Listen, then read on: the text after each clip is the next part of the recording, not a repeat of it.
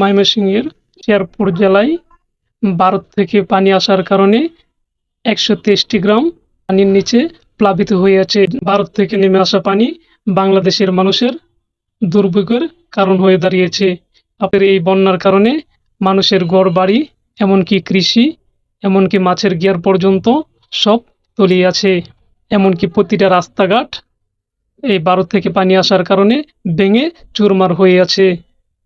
আমি বিশেষভাবে বলতে চাই, বর্তমান সরকার প্রধানদেরকে যেন শেরপুর জেলায় নালিতাবাড়ি থানা বা যেসব এলাকায় ভারী বৃষ্টির কারণে আপনার এলাকা তলিয়ে গেছে সেই দিকে যেন নজর দেন।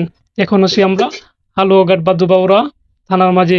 আপনাদেরকে যদি বলতে চাই, এইসব এলাকাও ভারত থেকে ডল আসার কারণে প্রতিটা গ্রাম বা প্রতিটা এলাকায় প্রতিটা মানুষ পানিবন্দী হয়ে আছে।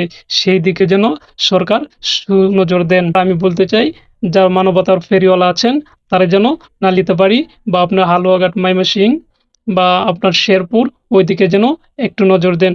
ওনাদের পানিবন্দির কারণে ওনারা ঘর থেকে বের হতে পারছে না। বলতে চাই ওনাদেরকে একটু যেন শুকনা খাবারের ব্যবস্থা করানো হয়।